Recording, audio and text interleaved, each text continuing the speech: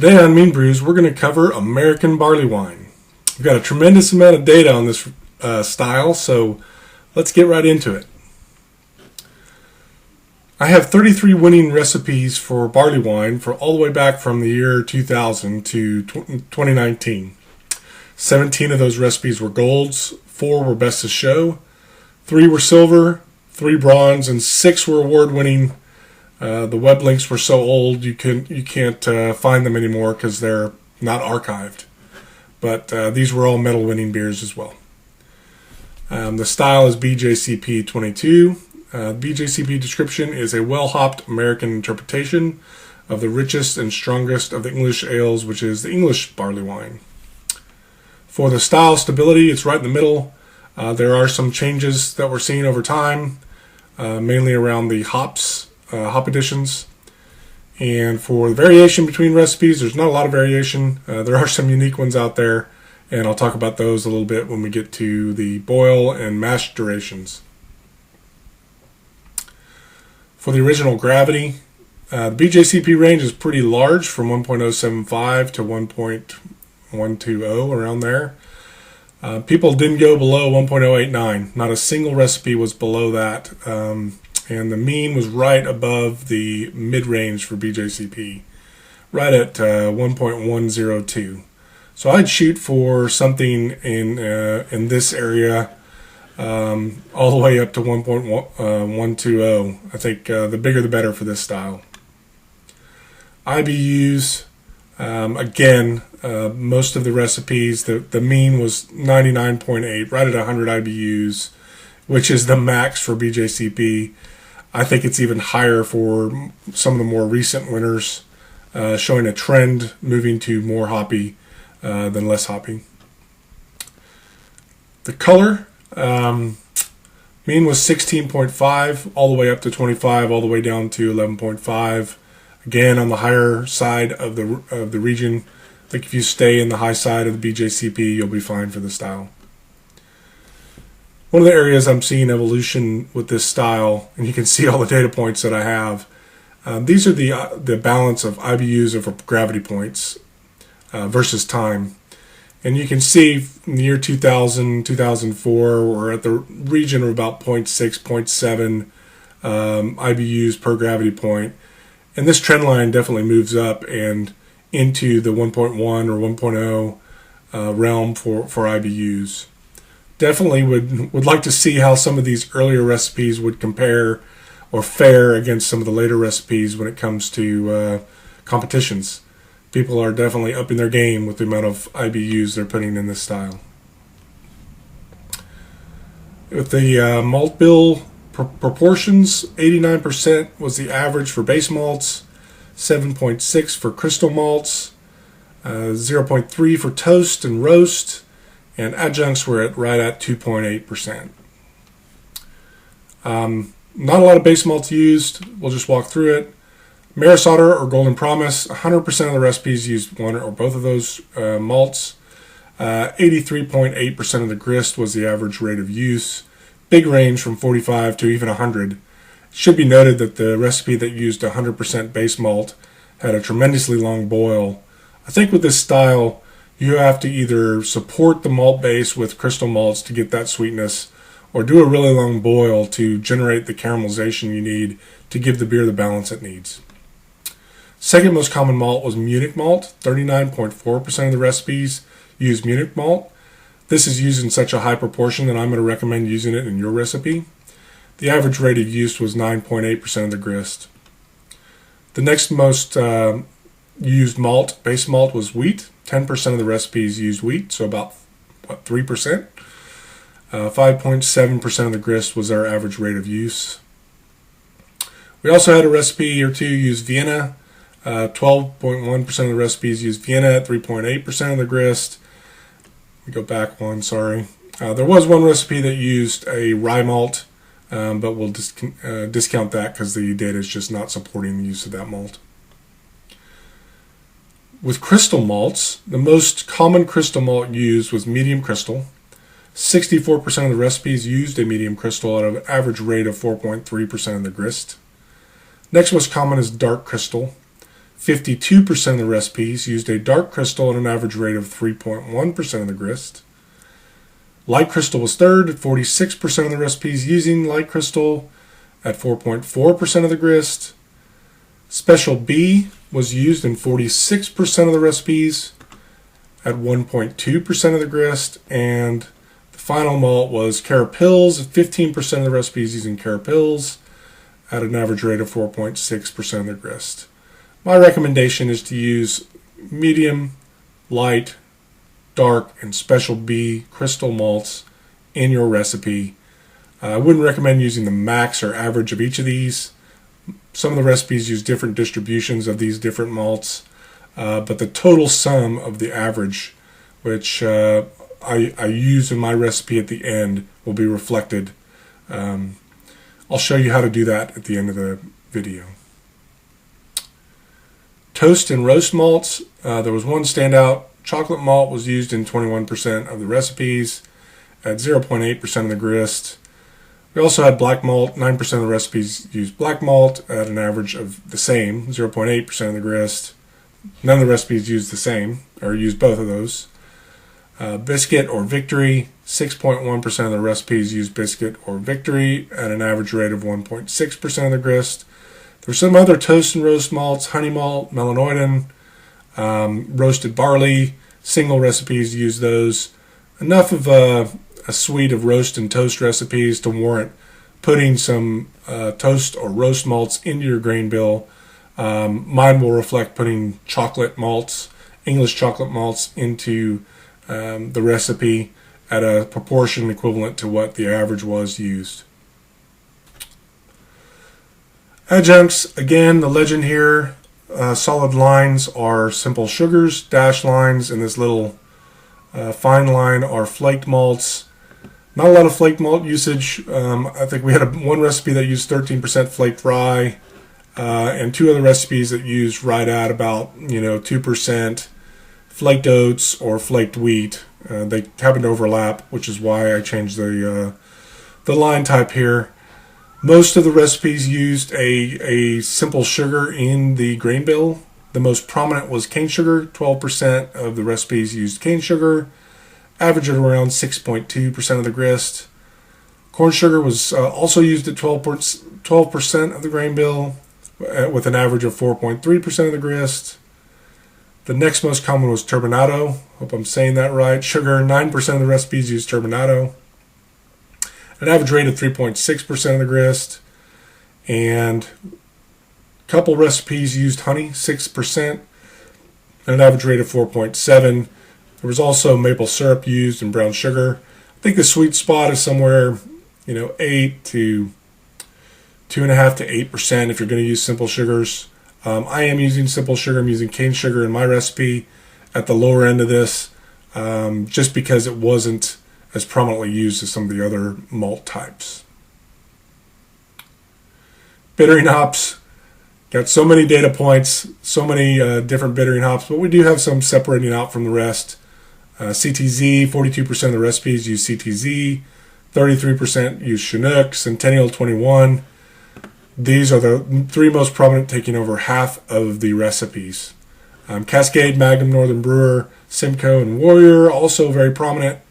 These 9% is three of the recipes. Pretty big suite here for New World hops.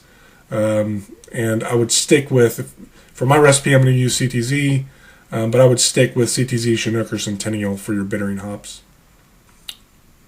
For the rate additions of the late addition hops, Aroma hops were used in 82% of the recipes at an average rate of 0.44 ounce per gallon. Next up was flavor hops. 67% of the recipes used flavor addition hops, an average recipe of 0.35 ounces per gallon.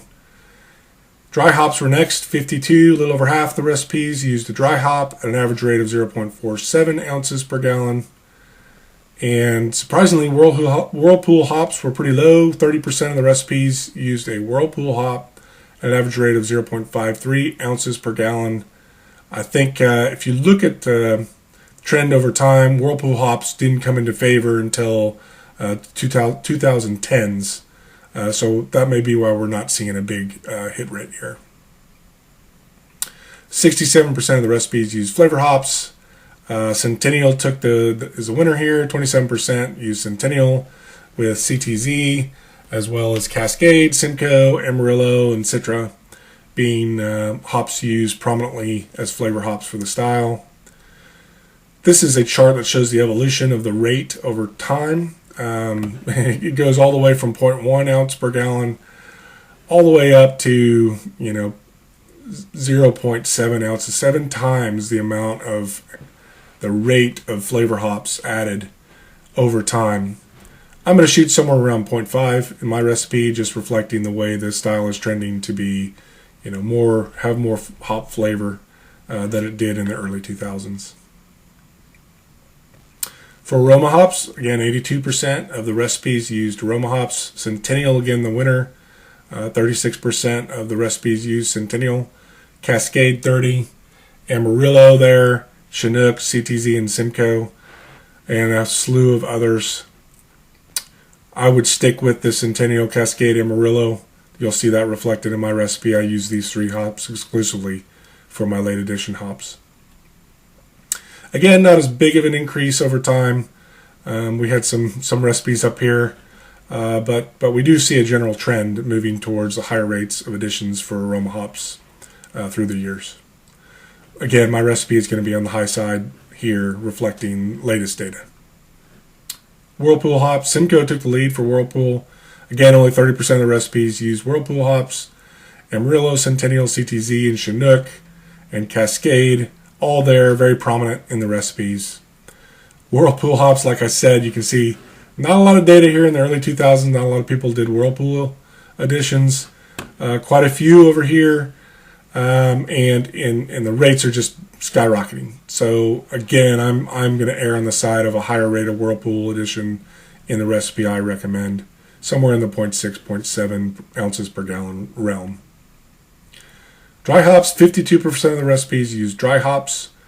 Centennial, Amarillo, Cascade, what is that one? Simcoe, CTZ, Chinook. Again, stick with those New World varieties, and you'll be fine. The dry hop rates, again, have increased, doubled, tripled from the early 2000s to today, and I will, again, my recipe will be on the high end here as well. So, descriptors for the hops. Again, citrus, 25% of the hops used in all recipes had a citrus note. Floral, grapefruit, lemon, a little bit of tropical, and then some of the others. These are the top 10 descriptors. Again, stick with citrus, grapefruit, floral, and lemon, and you'll nail the style. Yeast is clear cut. Chico is the strain you should be using. People have used some of the other ones, but this is so clear cut, I would not use any other yeast but Chico yeast for this recipe. Mash type, only 2 recipes out of 33 use the step mash. Single infusion is fine for this style. As for the water chemistry, these are the bell curves for each of the minerals. I just put the average down here. 110 parts per million calcium, 13 magnesium, 25 sodium, 217 sulfate, 50 chloride, and whatever you've got bicarbonate. Mash pH, there was enough data to collect what the average mash pH was, and it was 5.3. I would shoot as close as you can to this mineral profile. It seems to work really well. The mash rests, again, we had 2 data points. One had a protein rest and one had a beta amylase rest. Sticking with the alpha rest, a simple infusion mash at 151, pretty narrow band there. Stay with that. It says 60 minutes, but that's not correct. I'll fix that in another slide.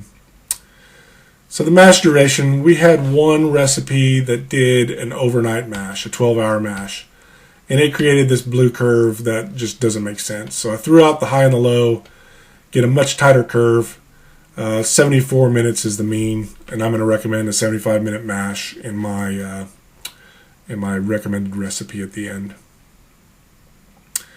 Boil duration, we had one with a 420-minute boil. That was the one with 100% base malt. Again, throwing out the high and the low, you get around 106-minute boil. I'm going to recommend a 110-minute boil for my recipe, just because I want to develop some more caramelization in the boil and some more sweeter flavor in my finished beer. Fermentation temperature, the average was 65. Not a big range here, but did see a movement to lower fermentation temperatures over time. So my recipe is going to reflect to somewhere around a 63, 64 degree ferment. Since most of them were Chico, you really can't, really no need to separate out what the different yeasts were fermented at. So keep this in mind. We had one fermented at 60. Definitely people trying to remove those esters and make it a cleaner beer, which is interesting. Carbonation, there were a lot of recipes that stated what their carbonation volumes were. The average was about 2.4, which is what I'll recommend at the end. All right, this is a big recipe.